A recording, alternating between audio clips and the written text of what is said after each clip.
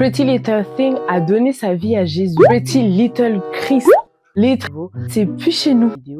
Salut, c'est Dorcas, bienvenue pour une nouvelle vidéo. Si tu es nouveau, abonne-toi, active la cloche de notification. Surtout, laisse-moi un petit j'aime, ça m'aide énormément sur le référencement de la vidéo. Tu peux aussi me suivre sur les réseaux sociaux, Dorcas avec 2 V à la place du A.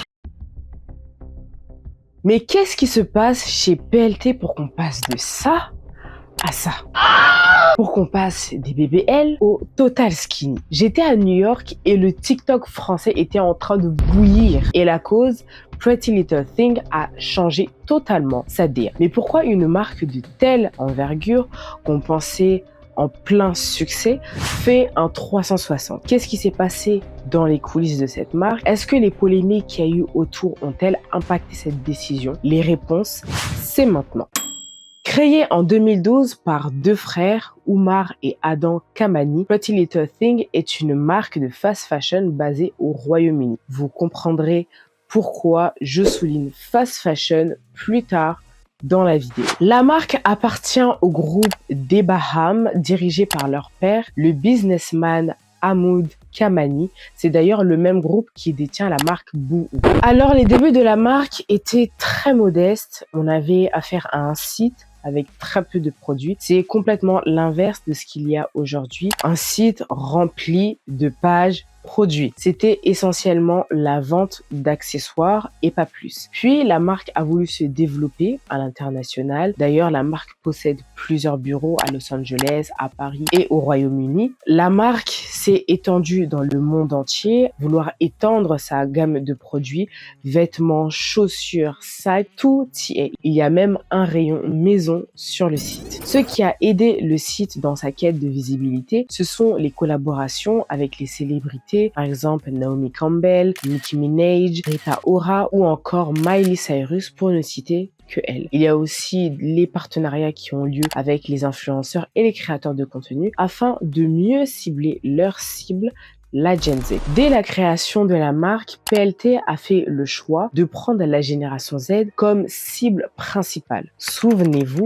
génération Z, c'est ceux qui sont nés entre 1997 et 2010. Lorsque la marque a commencé à produire ses vêtements, cette génération avait 15-16 ans et le style à la mode, c'était le style Baddies, un mouvement créé aux États-Unis et qu'on retrouve principalement chez les jeunes filles afro-américaines. Ce mouvement a été mis en avant à travers les clips, mais aussi les réseaux sociaux. Dans ce mouvement, on retrouve principalement des jeunes femmes très excentriques avec des perruques colorées, des gros bijoux en diamant, gros logos de marque partout, du nail art ultra travaillé. Elles ont un fort caractère avec un self-confidence plus. Ce style était à la mode vers les années 2014 et toutes les célébrités avaient ce style. Je pense notamment à Kylie Jenner qui a énormément influencé la Gen Z, qui était la référence à cette époque. Elle n'hésitait pas à se teindre les cheveux ou à mettre des perruques de couleur. Je m'en souviens que je voulais absolument me teindre les cheveux en bleu comme elle. Bref, ça c'est un autre sujet. Même lorsqu'elle a lancé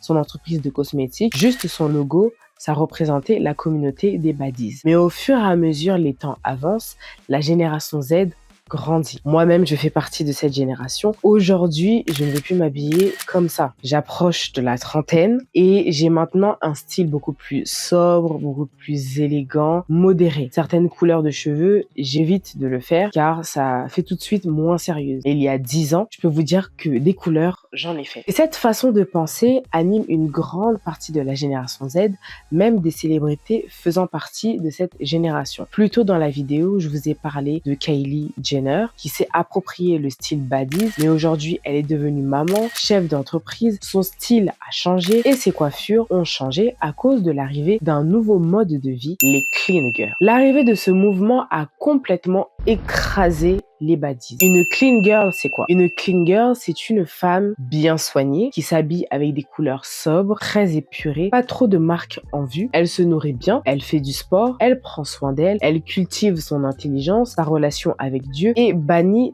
toute forme de chirurgie. Ce style est devenu la nouvelle hype du moment, accompagné de l'ère old money, du quiet luxury où on n'a pas besoin de prouver qu'on a de l'argent. Hommes comme femmes, maintenant, on porte des polos, On s'intéresse à l'équitation, au golf, au tennis, aux investissements. Bref, la génération Z, on est beaucoup plus concentré sur la vie. Ce changement radical de la société fait que PLT n'arrive plus à suivre. Habitué à une clientèle qui aimait des couleurs, des vêtements avec très peu de tissu, la marque fait désormais face à une génération, fait face à une cible qui a simplement grandi. En 2022, le PDG Oumar Kamani quitte ses fonctions et la marque commence à s'essouffler. Au final, il a été rappelé dans l'entreprise pour sauver les meubles, sans compter les nombreuses polémiques que la marque a essuyées, principalement dues à son positionnement, le fast fashion qui est considéré comme la poubelle de la mode. Ça pollue, en plus ça favorise la surconsommation. J'ai fait une vidéo sur la surconsommation que vous pouvez voir. C'est totalement l'inverse de l'état d'esprit d'une clean girl qui veut un mode de vie très sain, consommer sans impacter la planète et surtout acheter de la qualité. Il ne restait plus qu'une seule option, rebooter la marque.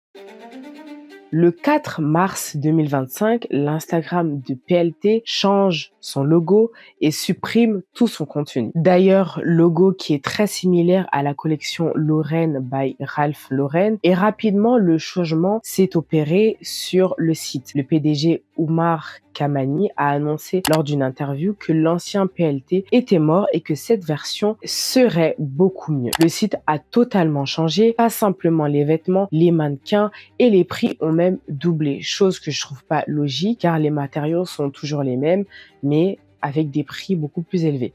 Bref. Côté internaute, la toile s'est divisée en deux. D'autres se réjouissent que la marque met en avant leur style vestimentaire et l'autre camp, c'est la désillusion totale. Plusieurs consommateurs sont déçus, surtout que le changement a été très brutal dans le sens où certains avaient des paniers remplis en attente d'être validés. Et bien tous ces paniers ont été totalement supprimés suite au changement. Que l'on aime ou pas, je salue la marque pour son courage. Changer sa marque, ce n'est pas chose facile, surtout lorsqu'on a des milliers de consommateurs qui s'attachent à la marque.